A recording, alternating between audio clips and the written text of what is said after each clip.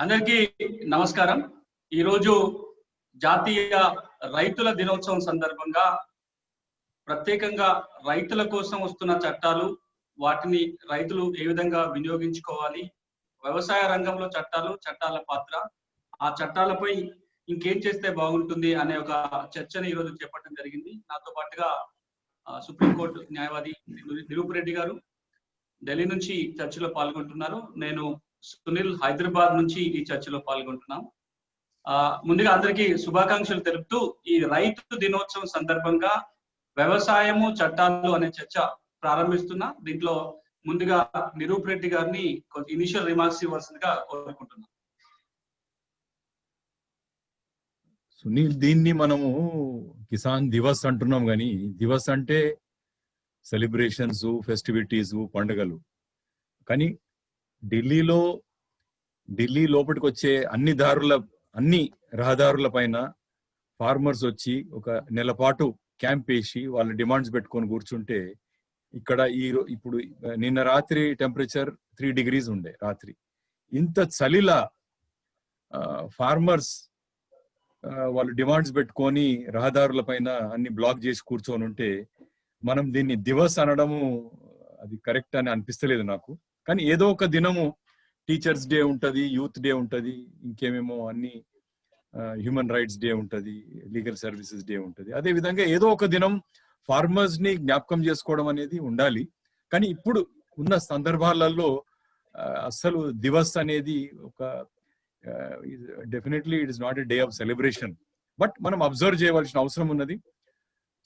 Stock taking చేసుకోవాలి, introspection చేయాలి, ఎక్కడ తప్పులైనవి. 70 సంవత్సరాల తర్వాత ఇప్పుడు వెనుకటికి బ్రిటిష్ పాలసీస్ వల్ల ఎన్నో డ్రౌట్స్ వచ్చినాయి.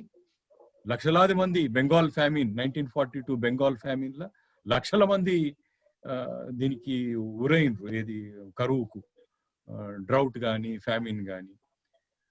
ఇంత బ్రిటిష్ పాలసీస్ ని మనం ఇంత అటాక్ చేసినప్పుడు మన డ్రౌట్ కొరకు వాళ్ళే రెస్పాన్సిబుల్ అని, మరి ఈ రోజు ఉన్న ఫార్మర్స్ పాలసీస్ కి 70 సంవత్సరాల నుంచి గవర్నమెంట్ తప్పుడు పాలసీస్ వల్లనే ఈ రోజు వాళ్ళు వాళ్ళ పొలాలు వదిలేసి ఇప్పుడు వాళ్ళది మన నాటు టైం ఇది వాళ్ళ వింటర్ క్రాప్ కొరకు అది వదులుకొని వాళ్ళు రోడ్ల మీద పడి వాళ్ళ డిమాండ్లు పెట్టుకొని గవర్నమెంట్ ని బతిమిలాడడం. అడుగుతున్నది ఏంది? వాళ్ళు మినిమం ప్రొక్యూర్మెంట్ ఎంఎస్పీని వాళ్ళు లీగలైజ్ చేయమంటున్నారు. వేరే అన్ని మార్కెటింగ్ ఇష్యూస్ అనుకోండి, కానీ వాళ్ళు అడుగుతున్నది ఏంటంటే మినిమం మాకు ఎవరు గ్యారంటీ ఇస్తారు మినిమం ప్రైస్ కి? మరి ఆ ఇష్యూని తీసుకొని గవర్నమెంట్ పాలసీస్ లేనందుకే, సరైన పాలసీస్ లేనందుకే ఇటువంటి పరిస్థితి ఏర్పడ్డది. ఈరోజు మనము ఫార్మర్స్ ని నువ్వు నేను యాజ్ లాయర్స్ మనం ఏ విధంగా వాళ్ళని ఆదుకోగలుగుతాం అనేది మనం ఆలోచిస్తున్నాం. కానీ నేను 87లో హైకోర్టు జాయిన్ అయినప్పుడు ఒక senior advocate Adinarayana Reddy former advocates association అని రన్ చేసేది, ఇన్స్పైర్డ్ బై చరణ్ సింగ్. ఈ రోజు కూడా చరణ్ సింగ్ బర్త్డే కాబట్టి మనం ఈ కిసాన్ దివస్ కానీ ఫార్మర్స్ డే మనం ఈరోజు ఇది అబ్జర్వ్ చేస్తున్నాం. చరణ్ సింగ్ తో ఇన్స్పైర్ అయ్యి ఈ Adinarayana Reddy farmers advocates association అని పెట్టినాడు అప్పుడు. దెన్ తర్వాత కూడా ఎన్నోసార్లు నువ్వు కూడా ఒక 2 సందర్భాలలో నువ్వు కూడా అన్నావు లాయర్స్ ఫర్ ఫార్మర్స్ అని ఒక మూవ్మెంట్ ఎందుకు జరపొద్దని. అదే ఆ విధంగా ఉండొచ్చు. మేము కూడా ఢిల్లీలో ఎన్నోసార్లు ఆలోచించినాం, లాయర్స్ ఫర్ డెవలప్మెంట్ అని ఎందుకు ఉండదు? ఫ్రీడమ్ మూవ్మెంట్ లో ఇంత పెద్ద పాత్ర వహించిన తర్వాత, ఫ్రీడమ్ వచ్చిన తర్వాత నేషన్ బిల్డింగ్ యాక్టివిటీస్ లో కూడా లాయర్స్ ఎందుకు ఉండద్దు? Alternative dispute resolution system build up చేయడంలో మనం దాన్ని కంట్రిబ్యూట్ చేయగలుగుతుంటుంది. ఇప్పుడు కోవిడ్ టైమ్స్ లో మొత్తం హైకోర్టు, సుప్రీంకోర్టు నడుస్తుంది, కానీ లోవర్ జ్యుడిషియరీ మొత్తం స్టాండ్ స్టిల్ కి వచ్చింది. కానీ మనం ఒక నెట్వర్క్ క్రియేట్ చేయగలుగుతుంటుంది. ఏది లోక్ అదాలత్ మాదిరినే మన న్యాయ పంచాయతీలు కానీ, లేక వాలంటరీ సెక్టర్ లో ఒక మీడియేషన్ సెంటర్స్ మనము ఏర్పాటు చేయగలుగుతుంటుంది. కానీ ఈ రోజు మన టాపిక్ ఏంటంటే ఫార్మర్స్ పట్ల లాయర్స్ ఏం చేయగలుగుతారు? ఒక మూవ్మెంట్, కృష్ణయ్యరు, చిన్నప్పరెడ్డి ఒక మూవ్మెంట్ నడిపించేది, ప్రొఫెషన్స్ ఫర్ ద పీపుల్ అని. ఈ రోజు మన టాపిక్ ఏంటంటే యాజ్ లాయర్స్ మనం ఫార్మర్స్ కొరకు, రైతుల కొరకు, లేక అగ్రికల్చర్ సెక్టర్ కొరకు మనం ఏం చేయగలుగుతాం? ఇది మీరు ఇంకేమన్నా కొన్ని పాయింట్స్ ముందు పెడితే దాన్ని మనం చర్చ ముందు తీసుకున్నాం. మీరు అన్నదానికి నాకు 2 మాటలు జ్ఞాపకం వస్తున్నాయి సార్. అంటే స్పెసిఫిక్ గా లీగల్ కమ్యూనిటీ ఫార్మర్స్ కు ఏం చేయగలదు అనే మాట వచ్చినప్పుడు, వ్యవసాయ రంగాన్ని గత 60-70 ఏళ్లుగా మనం తీసుకొని చూస్తే, గత 20 ఏళ్లుగా ఎన్నో చట్టాలు. ఒకప్పుడేమో నేను ఎప్పుడు మా మా టీంతో అంటుండేవాడిని, అరక దున్నటం వస్తే రైతు అయిపోయేటోళ్ళు, విత్తనం సాలు పట్టడం వస్తే రైతు అయిపోయేది. కానీ ఈ రోజు విత్తనం సాలు పడితే రైతు కాదు, చట్టాలన్నీ తెలిస్తే తప్ప రైతు అయ్యేటట్టుగా లేడు.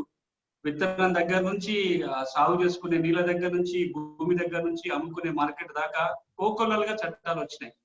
కానీ దురదృష్టం ఏంటంటే, ఈ చట్టాలు ఏమున్నాయో అసలు లాయర్లకే పూర్తిగా తెలియని పరిస్థితి. ఇక రైతుల సంగతి చెప్పవలసిన లేదు. ఈ సందర్భంగా నాకు ఈ 2 ఒక చర్చకు పెట్టడానికి 2 ప్రశ్నలు సార్.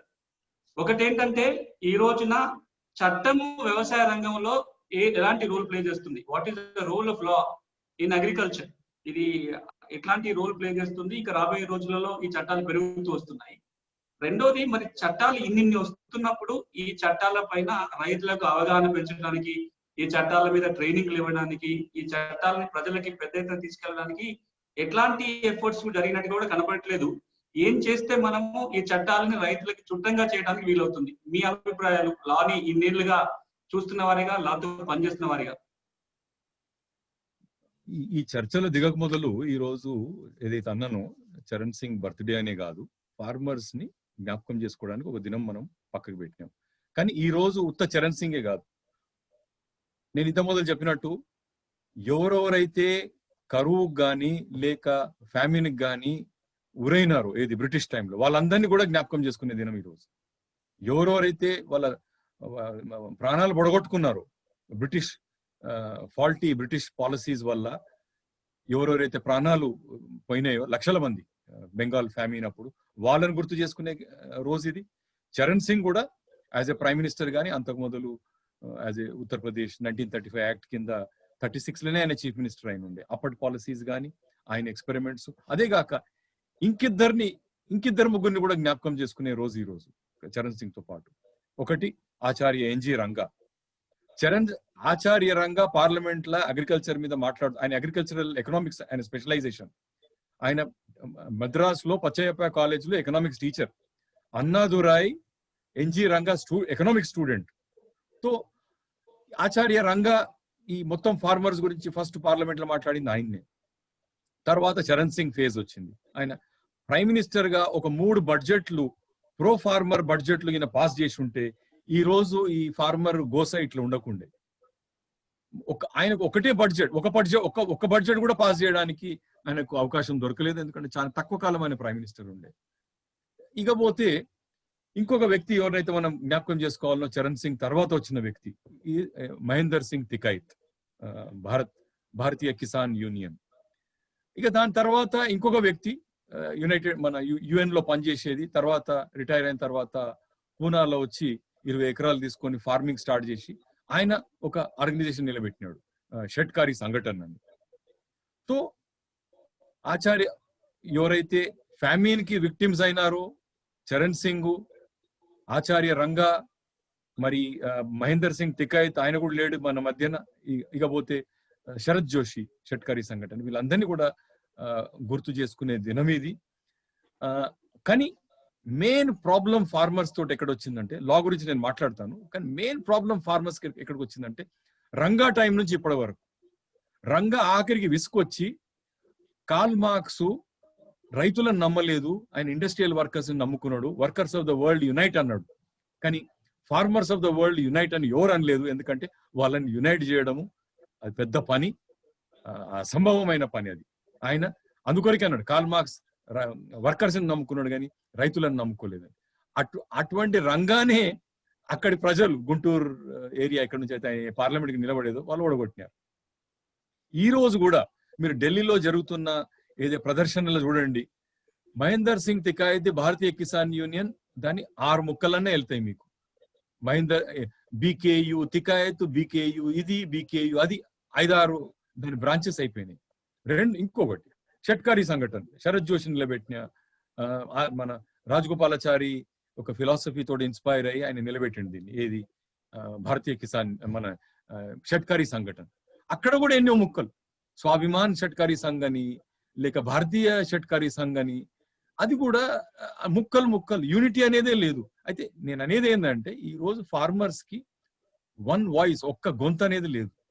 ఎన్నో గొంతులు, ఎన్నో వాయిసెస్ మనం వినవలసి వస్తుంది, వినడానికి గవర్నమెంట్ వినవలసి వస్తుంది. కానీ ఇంత పెద్ద దేశంలో, ఇంత డైవర్సిటీ ఉన్న దేశంలో ఒక వాయిస్ ఉంటుందని కూడా అనుకోవద్దు. డైవర్సిటీ ఆఫ్ ఒపీనియన్ ఉంటది, కానీ వీళ్ళందరూ కూడా విడివిడిగా మార్చ్ చేసిన you should all strike together, March differently but strike together అనే ఒక ఫిలాసఫీ పెట్టుకొని వాళ్ళు ముందుకు పోతే తప్పకుండా ఇదే ఇప్పుడున్న క్రైసిస్ మార్కెటింగ్ క్రైసిస్ కాదు. ఫార్మింగ్ సెక్టర్ లో కొన్ని స్ట్రక్చరల్ రిఫార్మ్స్ అవసరం ఉన్నాయి. WTO వచ్చిన తర్వాత కూడా మనం వాళ్ళ కొన్ని గైడ్ లైన్స్ ఫాలో కావాల్సి వస్తుంది. అదే కాకుండా ఈ మధ్య కాలం 15th ఫైనాన్స్ కమిషన్ ఎన్కేసింగ్ ఏమన్నాడంటే మనము మన ఈ యూనియన్ కానీ స్టేట్ లిస్ట్ కానీ మళ్ళీ రివిజిట్ చేయాలి. ఎందుకంటే అగ్రికల్చర్ స్టేట్ సబ్జెక్ట్ అయినా సెంటర్ పోయి కొన్ని ఇంటర్నేషనల్ అగ్రిమెంట్ సైన్ చేసి వచ్చి మళ్ళీ ఆ పాలసీస్ ని స్టేట్స్ మీద ఇంపోజ్ చేస్తున్నారు. So we should revisit schedule 13 అనుకుంటా, ఏది మన లిస్ట్, ఈ లిస్ట్ ని ఏ సబ్జెక్ట్ ఏ లిస్ట్ లో ఉండాలనేది, ఏ సబ్జెక్ట్ సెంటర్ దగ్గర ఉండాలి, యూనియన్ దగ్గర ఉండాలి, ఏ సబ్జెక్ట్ స్టేట్ దగ్గర ఉండాలనేది ఇట్ నీడ్స్ అ రీవిజిట్. ఇగొస్తే మన చట్టాలు, ఫార్మరు చట్టాలు ఏదైతే మీరు అంటున్నారు అన్ని నేను చూస్తే సెంటరు స్టేటు చట్టాలు అన్ని కలిపితే 51 ఉన్నాయి చట్టాలు. రైతు మీద ప్రభావం పడే చట్టాలు 51 చట్టాలు ఉన్నాయి. మరి ఈ చట్టాల గురించి నువ్వు అన్నట్టు ఫార్మర్ కు అపీడా సంగతి ఏం తెలుసు, సీడ్స్ యాక్ట్ సంగతి ఏం తెలుసు, ఫర్టిలైజర్ యాక్ట్ సంగతి ఏం తెలుసు, ఇన్సూరెన్స్ యాక్ట్ సంగతి ఏం తెలుసు, లేక ఇంకెన్నో ఉన్నాయి చట్టాలు. సో మొత్తము సెంట్రల్ గవర్నమెంట్ స్టేట్ గవర్నమెంట్ రైతు మీద ప్రభావం పడే చట్టాలు చూస్తే 51 చట్టాలు ఉన్నాయి. సో దీన్ని మన లాయర్స్ లోనే అవేర్నెస్ లేదు ఇవన్నీ చట్టాల గురించి. అయితే మనం డెఫినెట్లీ ఇక్కడ ఏ యూనివర్సిటీ కూడా, అగ్రికల్చర్ యూనివర్సిటీ కావచ్చు లేక లా యూనివర్సిటీస్ కావచ్చు, ఎక్కడ కూడా లా అండ్ అగ్రికల్చర్ అనే సబ్జెక్టే లేదు. సో ఇది ఇంత అగ్రికల్చర్ కంట్రీ అన్నప్పుడు మొత్తం ప్రపంచంలోనే ఎక్కడెక్కడైతే 2000 3000 సంవత్సరాల నుంచి కంటిన్యూస్ గా అగ్రికల్చర్ జరిగిందో అవన్నీ డెజర్ట్స్ గా తయారైనాయి. ఇక్కడ ఇండో గ్యాంజెటిక్ ప్లేన్ లా 3000 సంవత్సరాల నుంచి అగ్రికల్చర్ చేసుకుంటా కూడా ఈ రోజు కూడా అగ్రికల్చర్ అక్కడ జరుగుతున్నదంటే మన జీన్స్ లోనే, ఇండియన్ యొక్క జీన్స్ లోనే ఈ అగ్రికల్చర్ అనేది మనము అది సస్టైనబుల్ అగ్రికల్చర్ కాబట్టి ఇన్ని సంవత్సరాలు 1000 సంవత్సరాలు మనం చేయగలిగినాం. అగ్రికల్చర్ దాన్ని సస్టైనబుల్ అగ్రికల్చర్ అనండి, ఆర్గానిక్ అగ్రికల్చర్ అనండి. సో ఈ అగ్రికల్చర్ అనేది మన మన మన మన ఒక జీన్స్ లోనే అది ఉంది కాబట్టి మనం దాని వైపు మనం ఎంతైతే శ్రద్ధ చూపించాలో అది చూపించలేదు. బడ్జెట్ లో అలొకేషన్స్ చేయలేదు, సరి అయిన అలొకేషన్స్, అండ్ ఈ మినిమం సపోర్ట్ ప్రైస్ కూడా మనం ఫిక్స్ చేయలేకపోతున్నాం. సో రైతు పట్ల మనం I think we have failed in our duty. ఇప్పుడన్నా సోయికి వచ్చి రైతుల పట్ల మన ఏదైతే మనం ఎట్లా వాళ్ళకి ఏ విధంగా తోడ్పడగలుగుతామో, ఏ విధంగా వాళ్ళ యాక్టివిటీని సబ్సిడైజ్ చేయగలుగుతాము, ఎన్నో వేరే అంశాలు మనం సబ్సిడైజ్ చేసినాం. ఒక డ్యామ్ కట్టినాం అనుకోండి, ఆ డ్యామ్ లో వాటర్ సెస్ మీద మీరు రికవర్ చేయలేరు. మీరు ఇన్వెస్ట్మెంట్, మీరు పెద్ద నర్మదా డ్యామ్ కడతారు, రైతుకు నీళ్లు సప్లై చేస్తారు, మీరు ఛార్జ్ చేస్తున్న వాటర్ సెస్ పైన ఆ డ్యామ్ ఖర్చు మీరు రికవర్ చేసుకోలేరు. అదే విధంగా హైవేస్ కూడా. సో మీరు హైవేలను సబ్సిడైజ్ చేసినప్పుడు హైవే సబ్సిడైజ్ చేయడానికి మీరు పెట్రోల్ మీద సెస్ పెట్టినారు, రోడ్ సెస్ అని. సో మీరు హైవేలు డ్యామ్లు సబ్సిడైజ్ చేసినప్పుడు రైతు యొక్క మినిమం సపోర్ట్ ప్రైస్ ని ఎందుకు సబ్సిడైజ్ చేయలేకపోతున్నారు, ఎందుకు గ్యారంటీ ఇవ్వలేకపోతున్నారు, దాన్ని చట్ట రూపం ఎందుకు ఇవ్వలేకపోతున్నారు అనేది ఒక సీరియస్ ఇష్యూ.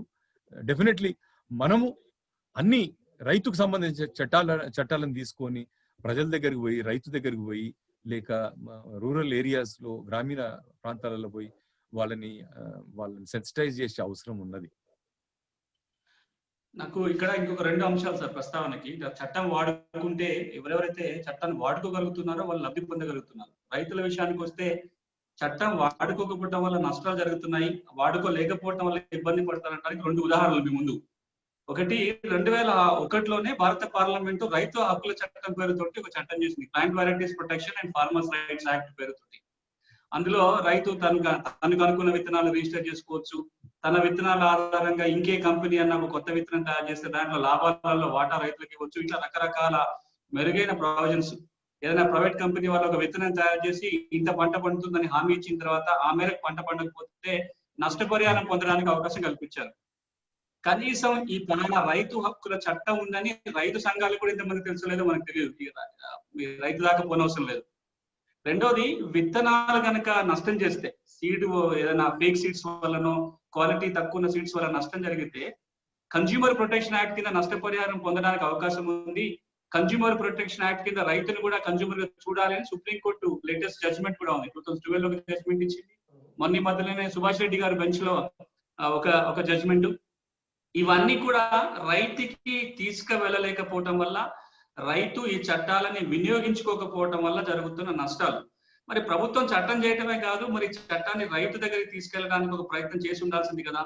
లేదా ఈ లీగల్ సర్వీస్ అథారిటీ ద్వారానన్నా ఒక ప్రయత్నం జరుగుతుంటే మేలు జరగవచ్చు కదా. మీరు మీ ఆలోచనలో ఈ చట్టాలని రైతుకి మరింత దగ్గరగా చేర్చాలంటే ఇంకేం చేస్తే బాగుంటుందంట? ఐ థింక్ ఇది మనము ఫస్ట్ మన చదువు నుంచే మొదలు పెట్టాలి. మన లా డిగ్రీలలో లా అండ్ అగ్రికల్చర్ కూడా ఉండాలి ఒక సబ్జెక్టు. ఎక్కడ కూడా ఇప్పుడు రైట్ నౌ ఏ యూనివర్సిటీ కూడా ఇండియాలో లా అండ్ అగ్రికల్చర్ అనే కోర్స్ ఆఫర్ చేస్తలేదు. ఇంక్లూడింగ్ ఏది అగ్రికల్చర్ యూనివర్సిటీ కానీ లేక ఎన్ఐఆర్డి కానీ ఎక్కడ కూడా ఇది ఫస్ట్ మనము ఇది ఒక దానికి ఒక అకాడమిక్ రూపం ఇచ్చి దాన్ని ఒక స్టడీగా అది మనము అక్కడ నుంచే స్టార్ట్ చేయాలి. యూనివర్సిటీలో you should offer A course. Law and agriculture ఏంది, ఇవన్నీ ఏమిటి చట్టాలు, ఎంతవరకు ఇవన్నీ కూడా అప్లికబుల్ అనేది చూడాలి. ఇప్పుడు ఏమైతుంది, ఇప్పుడు ఒక రైతు లాతోడైతే సంబంధమే లేదు. భూమి ఏదన్నా ఇప్పుడు తగాద పడితేనే కోర్టుకు పోయి అవన్నీ పరిష్కరించుకుంటాడు. కానీ వేరే వాళ్ళకి తెలిసిన ప్రొఫెసర్ అగ్రికల్చర్ ప్రొఫెసరే. ఇప్పుడు మేజర్ ప్రాబ్లం మన ఇండిపెండెన్స్ స్వాతంత్రం వచ్చిన తర్వాత మన పాలసీస్లలో లోపం ఏంటంటే ఫార్మర్ తప్ప మనం అందరినీ కన్సల్ట్ చేస్తాం అగ్రికల్చర్ పాలసీ ఫార్ములేట్ చేయడానికి. అగ్రికల్చర్ పాలసీ ఫార్ములేట్ చేసేటోళ్ళు ఐఏఎస్ ఆఫీసర్లు లేకుంటే అగ్రికల్చర్ సైంటిస్టులు. ఎట్లా అవుతుంది? ఫార్మర్ ని కన్సల్ట్ చేయకుండా ఆయన ఫార్మర్ కి సంబంధించిన మన పాలసీ మీరు ఎట్లా ఫార్ములేట్ చేయగలుగుతారు? Major problem is farmer involvement లేదు పాలసీ ఫార్ములేషన్ లో. ఇప్పుడు మనం అడుగుతున్నది చట్టాల గురించి. మనం పోయి డెఫినెట్లీ మనం వాళ్ళని ఎడ్యుకేట్ చేయాలి. అండ్ ఎస్పెషల్లీ కాంట్రాక్ట్ ఫార్మింగ్ అని వచ్చిన తర్వాత ఇంకా వాళ్ళకి లీగల్ అసిస్టెన్స్ అవసరం ఉంటుంది. కానీ ఇప్పుడు గ్యాప్ ఉంది మన లాయర్స్ మధ్యన ఫార్మర్స్ మధ్యన. సో అమెరికా లాంటి దేశంలో 2% కూడా రైతులు లేరు, కానీ అక్కడ ఎన్జిఓ సెక్టార్ లో ఒక పెద్ద గ్రూప్ రైతులకి లీగల్ సపోర్ట్ చేయడానికి ఫ్లాగ్ అని ఫార్మర్స్ లీగల్ యాక్షన్ గ్రూప్ అని.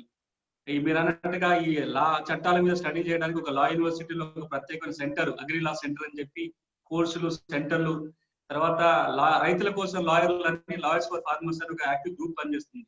అలాంటి డెవలప్ నేషన్ లో వ్యవసాయం తక్కువ మంది చేసే దేశంలో అంతంత ఎఫోర్ట్ చేయగలిగితే, మీరు అన్నట్టుగా భారతదేశం సగం పైన జనాభా వ్యవసాయం మీద ఆధారపడి చేస్తుంటది. ఇక్కడ కనీసం కూడా మినిమం కూడా జరిగిన సందర్భాలు ఎక్కడ కనపడవు. మీరు అన్నట్టుగా రీసెర్చ్ లేదు, దాని మీద కోర్సులు లేవు, దాని మీద ప్రత్యేకంగా పనిచేసే సంస్థలు ఏమీ లేవు. ఒక పక్కనేమో చట్టాలు ఇట్లా వస్తున్నాయి, న్యాయం అన్యాయం చేసి మాట్లాడుతూ ఆ చట్టాలని వినియోగించుకునే ఒక మార్గం మన రైతులకు చూపించకుండా ఎన్ని చట్టాలు చేసినా నాకు దృష్టిలో ఏం ఉపయోగం లేదనిపిస్తుంటుంది. సగం చట్టాలు ఏ యునైటెడ్ నేషన్స్ లేక మన ఫుడ్ అండ్ అగ్రికల్చర్ ఆర్గనైజేషన్ కానీ వాళ్ళు ఏ చట్టం తీసుకురామంటే వీళ్ళు ఆ చట్టం తీసుకొచ్చి మా దగ్గర కూడా అటువంటి చట్టం ఉందని చూపించుకుంటారు గవర్నమెంట్. కానీ అది కాకుండా వీళ్ళు ఫస్ట్ ఆఫ్ ఆల్ మన దగ్గర ల్యాండ్ యూజ్ పాలసీ అనేది లేదు. ల్యాండ్ యూజ్ పాలసీ కూడా ఒక పార్లమెంట్ చట్టం కింద ఏ ల్యాండ్ దేని కొరకు వాడాలనేది ఒక సర్వే జరగాలి. అటువంటి సర్వే జరగలేదు. మన దగ్గర ల్యాండ్ యూజ్ పాలసీ లేదు. ఏ భూమి మనం దేని కొరకు వాడుకుంటాం, ఇండస్ట్రీ కొరకు ఏం వాడుకుంటాం, అగ్రికల్చర్ కొరకు ఏం వాడుకుంటాం, లేక పట్టణాల కొరకు ఏం వాడుకుంటాం అనేది ల్యాండ్ యూజ్ పాలసీయే లేదు. ఇప్పుడు బయట 40% ఏరియా ఇండస్ట్రీ కింద ఉంటే, 40% ల్యాండ్ ఇండస్ట్రీ కింద ఉంటే అప్పుడు దాన్ని ఇండస్ట్రియలైజ్ కంట్రీ అంటారు. ఈ రోజు ఇండియాలో 5% ల్యాండ్ కూడా ఇండస్ట్రీ కింద లేదు. మరి అక్కడ ఆల్రెడీ మనకు పొల్యూషన్ ప్రాబ్లమ్స్ ఉన్నాయి. మరి 5% మనము మేనేజ్ చేయలేకపోతే మరి 40% అయిన నాడు ఏ పరిస్థితి ఉంటుంది? ఇది మనం ప్లాన్ చేసుకోవాలి. అండ్ ఈ ప్రాబ్లం ఎక్కడ వస్తుందంటే, నేను కూడా బిఏలో ఎకనామిక్స్ చేసినాను.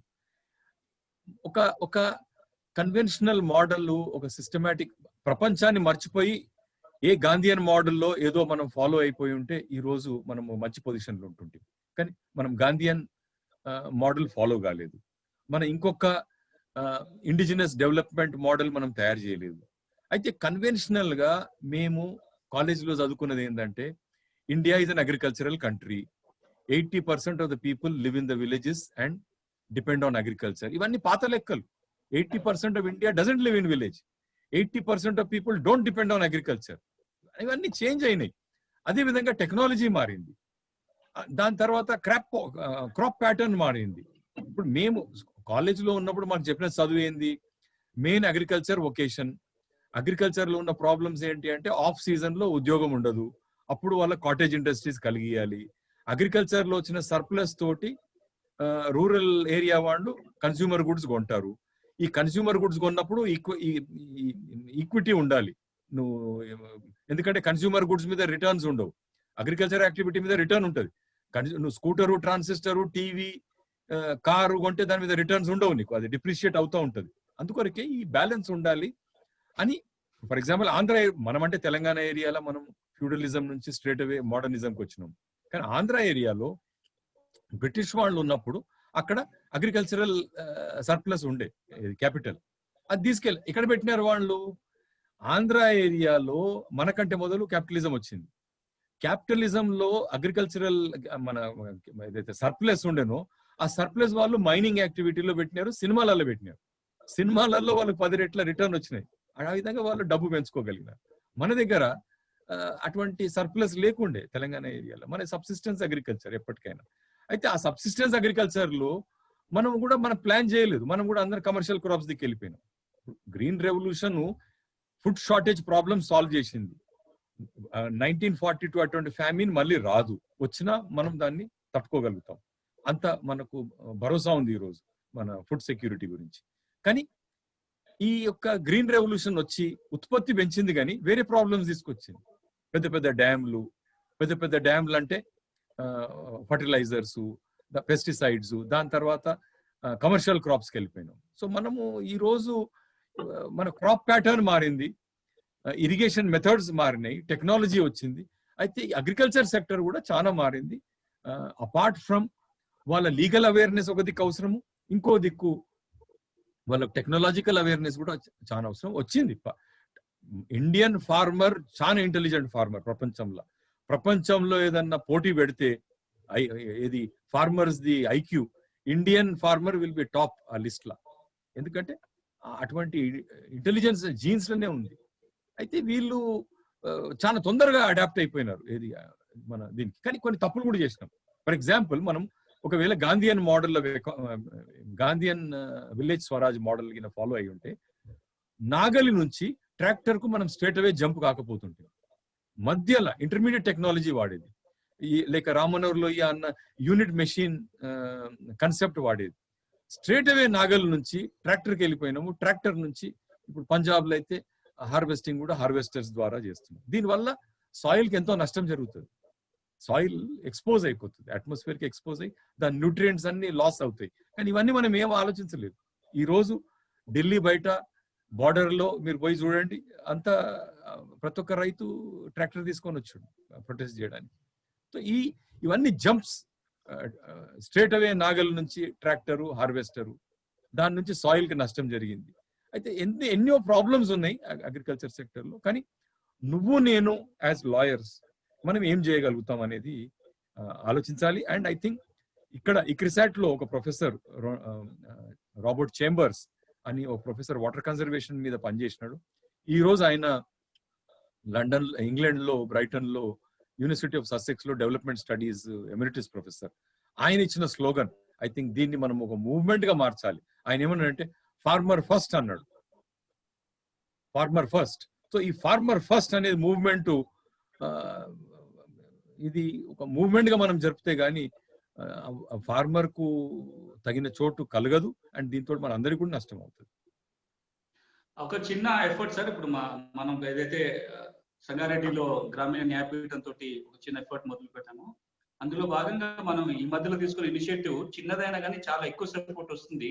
అది దేశం అంతా ఆలోచించాలనిపిస్తుంది. అదేంటంటే, మీరు రైతులుగా సంవత్సరానికి ఒక 1000 రూపాయలు కట్టండి, ఇయర్ లాంగ్ మీకు భూమికి సంబంధించి వ్యవసాయానికి సంబంధించి ఏమైనా సమస్యలు ఉంటే లీగల్ సలహాల సూచనలు లాయర్లు పారాలీగల్ ఇస్తారని చెప్తే, అనౌన్స్ చేసిన వెంటనే వందలలో కాల్స్, మేము మెంబర్షిప్ ఫీ కడతాము, కొంతమంది మెంబర్షిప్ ఫీజు 4 రోజులు ఆగండి తర్వాత తీసుకుంటామంటే కూడా ఫీజు పంపుతున్నారు.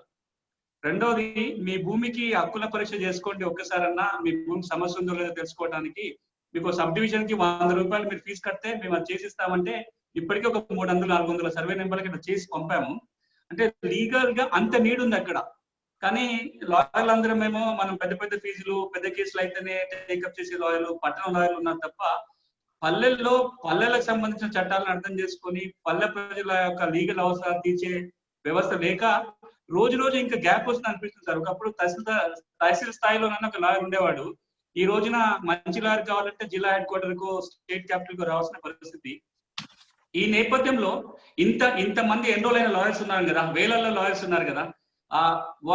ఇప్పుడు ఏం చేస్తే they will turn towards villages. ఇంత గ్యాప్ అయితే ఉంది, పే చేస్తానికి మీరే ఫ్రీగా చేయాల్సిన పని కూడా లేదు.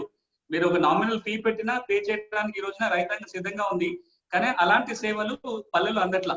ఈ రోజు అందరం పట్టణంలో దొరికేటి పల్లెల్లో దొరకాలి అనే ఉద్దేశంతో రోడ్ల గురించి, ఇన్ఫ్రాస్ట్రక్చర్ గురించి, ఫ్లైఓవర్ గురించి మాట్లాడుతున్నాం. Can we not also talk about urban quality legal services being available at rural areas using technology? లాయర్లు అందరూ అక్కడికి పోవాల్సిన పని లేదు, కానీ యాప్ లో టెక్నాలజీ వాడుకుంటూ ఇది చేస్తే బాగుంటుంది అనిపిస్తుంది. మీ ఆలోచనలు సార్? డెఫినెట్లీ ఇప్పుడు ఏదైతే ఈ సెన్సిటైజేషన్, ఇది మనం ఏదైతే ఇంత మొదలు పెద్ద పెద్ద రైతు నాయకుల గురించి మనము జ్ఞాపకం చేసుకున్నాము. చరణ్ సింగ్ కానీ, లేక ఆచార్య రంగా కానీ, శరత్ జోషి కానీ, లేక మహేందర్ సింగ్ తికాయ్. ఇంకిద్దరిని ఈ రోజు ఒక అతను ఇంకా మన మధ్య ఉన్నాడు. నేను అనేది ఎందుకు ఈ పాయింట్ ఎందుకు చెప్తున్నానంటే, పాలసీ అనేది చాలా ఇంపార్టెంట్.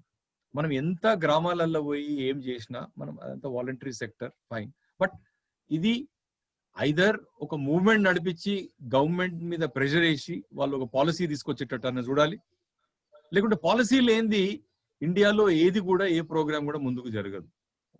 సో మన దగ్గర ఇంకిద్దరు పేర్లు చెప్పవలసిన అవసరం ఉన్నది.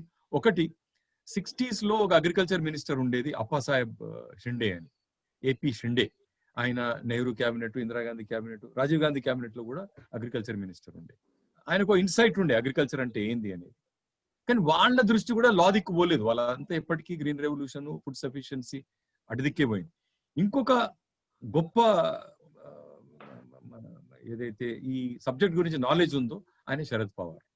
ఆయన 2-3 వాల్యూమ్స్ రాసిండు అగ్రికల్చర్ మీద, ఆయన యాజ్ అన్ అగ్రికల్చర్ మినిస్టర్. అదే కాకుండా రైతు పట్ల ఈ రోజు ఏదైనా ఈ దేశంలో చరణ్ సింగ్ స్థాయి నాయకుడు రైతు పట్ల వాళ్ళతో నిలబడ్డాడంటే శరద్ పవార్. కానీ అక్కడ శరద్ పవార్ క్రిటిసైజ్ కూడా చేయొచ్చు, ఆయన ఎంత ప్రో ఫార్మరో అంతే ప్రో ఇండస్ట్రీ. సో అది వేరే సంగతి. కానీ శరద్ పవార్ మధ్యప్రదేశ్, మహారాష్ట్ర చీఫ్ మినిస్టర్ గా ఆయన తీసుకొచ్చిన పాలసీస్ వల్ల ఈ రోజు భారతదేశంలో ఏదైనా గ్రామంలో గ్రాడ్యుయేషన్ చేసిన తర్వాత కూడా అగ్రికల్చర్ చేసే యువకులు కనబడతారంటే మహారాష్ట్రలోనే కనబడతారు. ఎందుకంటే ప్రతి ఊర్లో, ఎందుకంటే ఆయన అగ్రికల్చర్ పాలసీ తీసుకొచ్చినాడు. మనం మర్చిపోవద్దు, grape capital of India Hyderabad ఉండే, ఈ రోజు నాసిక్, ఈ రోజు మహారాష్ట్ర. అంతేకాదు, ఉత్త గ్రేపే కాదు, వైన్ యూనిట్స్ అన్ని ఏదైతే అక్కడ గ్రోవర్ వైన్స్ కానీ, Sula wines, international quality wine అక్కడ వరకు తీసుకెళ్ళినాడు.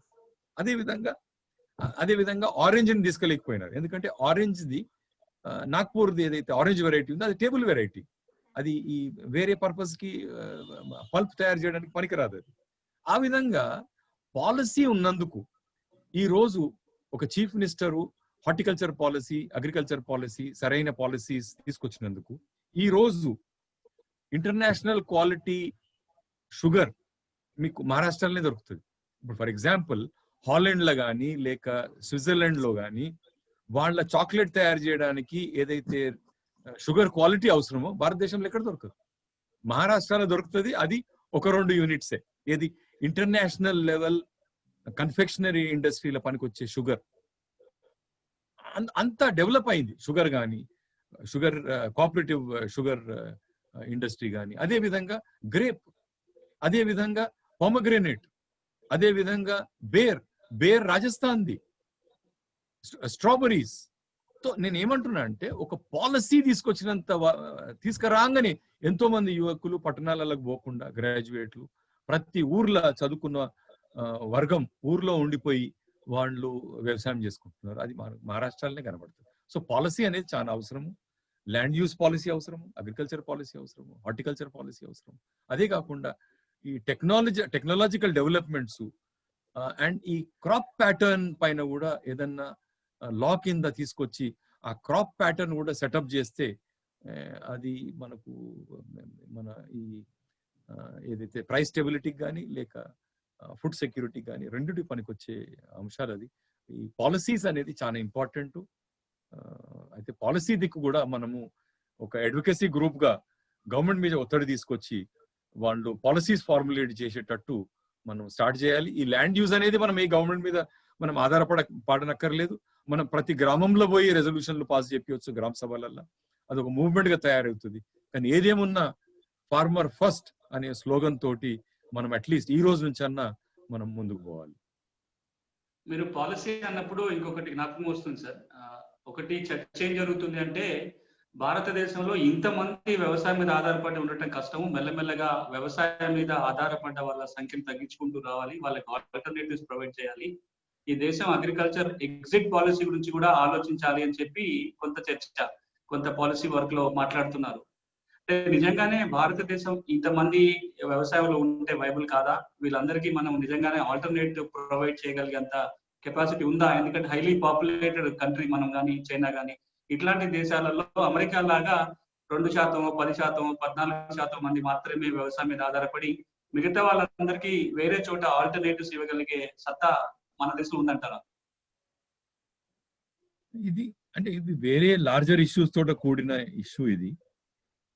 ఎందుకంటే ఫార్మర్ అనేదే కాదు, 1950s లో మనం చూస్తే అప్పుడు రామనోర్ లోయ పార్లమెంట్ ల గాని బయట గాని ఫార్మర్స్ పైన ఏదైతే ఇష్యూస్ ఆయన లింక్ చేసినాడు, ఇది ఫెడరలిజం తోటి కూడా కూడిన ఇష్యూ. ఇది unless we build up a 4-pillar state, 4-pillar state లో గ్రామానికి ఒక చోటు కలిగిస్తారు. ఫస్ట్ సెంటర్ ఉంటది, స్టేట్ ఉంటది, డిస్ట్రిక్ట్ ఉంటది, గ్రామం ఉంటది. గ్రామం ఒక సెంటర్ ఆఫ్ గవర్నెన్స్ కాకుంటే రైతుకు ఎటువంటి మద్దతు దొరకదు. అండ్ ఉత్తగానే మద్దతు కాదు, కొన్ని సబ్జెక్ట్స్ ట్రాన్స్ఫర్ చేసేయాలి. అగ్రికల్చర్ లో అగ్రికల్చర్ కింద ఏవైతే సబ్జెక్ట్స్ వస్తాయో అన్ని కొన్ని సబ్జెక్ట్స్ గ్రామానికి మనం ట్రాన్స్ఫర్ చేయవచ్చు. వాళ్ళే డిసిషన్ తీసుకుంటారు. వాళ్ళు క్రాప్ ప్యాటర్న్ గురించి మీరు ఒక చట్టం తీసుకురండి సెంట్రల్ గవర్నమెంట్ది, దాంట్లో అధికారాలన్నీ గ్రామానికి వదలండి. ఆ గ్రామ సభలో వాళ్ళు డిసైడ్ చేసుకుంటారు ఆ ఊర్లో సాగు భూమి ఎంత ఉంది, వేరే పర్పస్ కొరకు ఏ భూమి ఉంది, ఏ భూమిలో ఏం పండియాలి, ఏది పండిస్తే ఏ గిట్టుబాటు ధర దొరుకుతుంది, అది విలేజ్ లెవెల్లోనే డిసైడ్ చేసుకోవచ్చు. And at the most market yard వరకు అది వాళ్ళకే వదిలేయాలి. మనం కొన్ని సబ్జెక్ట్స్ మనము గ్రామ స్థాయికి వదిలితే గానీ ఫార్మర్ కి బెనిఫిట్ కాదు. అండ్ ఫ్రమ్ మై సైడ్ ఒక లాస్ట్ క్వశ్చన్ సార్. దీంట్లో అంటే మనకి జనరల్ గా కూడా అన్ని సెక్టర్స్లలో చట్టాన్ని వాడుకోవటం అనేది ఎందుకు ఇబ్బంది పడతారంటే చట్టం తెలియకపోవడం ఒక రీజన్ అయితే, నమ్మకాలు, చట్టం మీద నమ్మకం లేకపోవటము, లేదా చట్టం ద్వారా పోతే ఏళ్ల తరబడి పడుతుంది న్యాయం పొందాలంటే. కాబట్టి చట్టం తెలిసిన వాళ్ళు కూడా ఆ చట్టాన్ని వాడుకునే ప్రయత్నాలు చేయరు. చాలా సివిల్ సొసైటీ మూవ్మెంట్స్ కూడా చట్టాన్ని వాడుకోవటాన్ని, చట్టాన్ని ఒక వెపన్ గా తీసుకోవడం చాలా తక్కువ జరుగుతుంది. అట్లాంటి సందర్భంలో నిజంగా రైతులు కూడా వాళ్ళ కోసం చేసిన చట్టాలు వినియోగించుకుంటే లాభం జరుగుతుందంటారా? లేకపోతే వాళ్ళు కూడా చట్టాన్ని యూజ్ చేసుకోవడానికి ఇంకొక రకమైన అవేర్నెస్ ఏమైనా తెస్తే తప్ప వాళ్ళు చట్టాన్ని వాడుకునే ప్రయత్నం చేస్తే పరిస్థితి కనపడలేదు? మీరేమంటారు? చట్టాలు ఫైన్, బట్ ఇది ఇక్కడ ఒక మూవ్మెంట్ గా దీన్ని నడపవలసి వస్తుంది. ఎందుకంటే అన్ని వేరే సబ్జెక్ట్స్ తోటి కూడా కూడిన ఇష్యూస్ ఉన్నాయి. ఫర్ ఎగ్జాంపుల్ ఫార్మర్ సూసైడ్ తీసుకో. ఇంకొకటి దీన్ని గంటల తరబడి దీని మీద మనం చర్చించవచ్చు.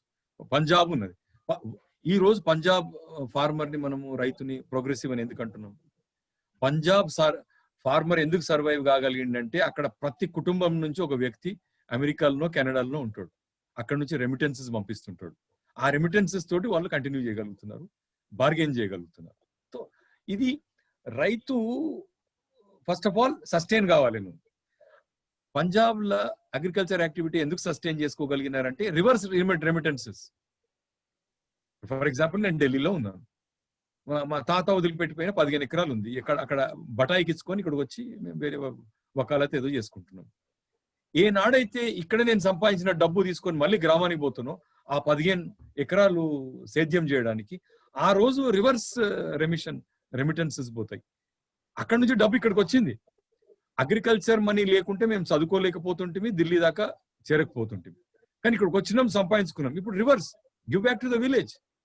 మళ్ళీ గ్రామానికి వాళ్ళు ఎక్కువ అడగడం లేదు కదా, ఒక చిన్న పర్సంటేజ్ అడుగుతున్నారు. ఏది అయితే నేను అంటున్నది ఏంటంటే పంజాబ్ లో అగ్రికల్చర్ సెల్ఫ్ సస్టైనింగ్ యాక్టివిటీ కాదు.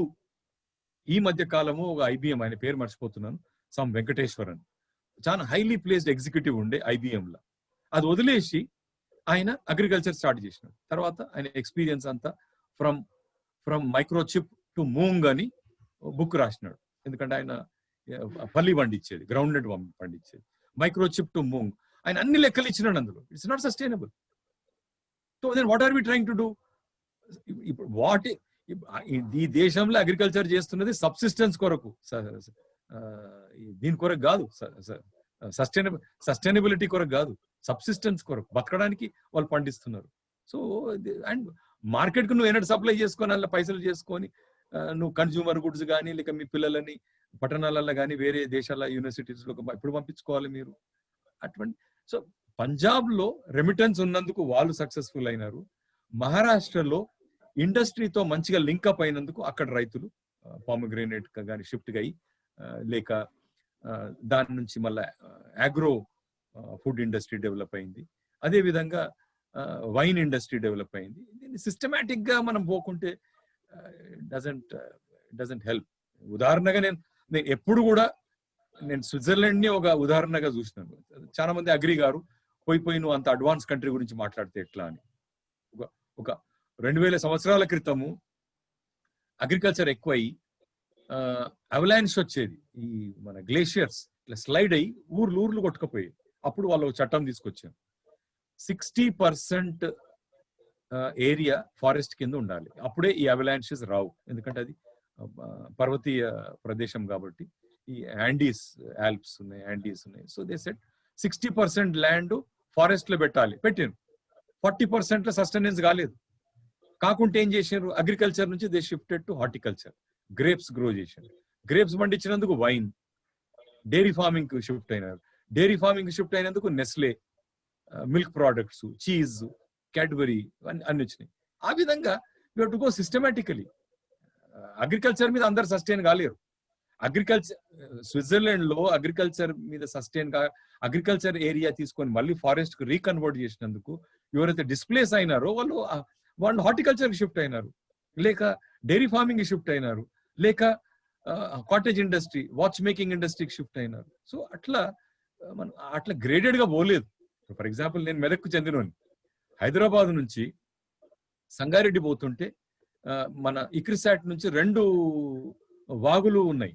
ఒక వాగు పోయి మూసీలో కలుస్తుంది, ఇంకో నక్క వాగు అనేది వచ్చి మాంజిరాలో కలుస్తుంది. నక్క వాగులనే నేను చిన్నప్పుడు 13 లిఫ్ట్ ఇరిగేషన్ స్కీమ్స్ నేను చూసిన. 13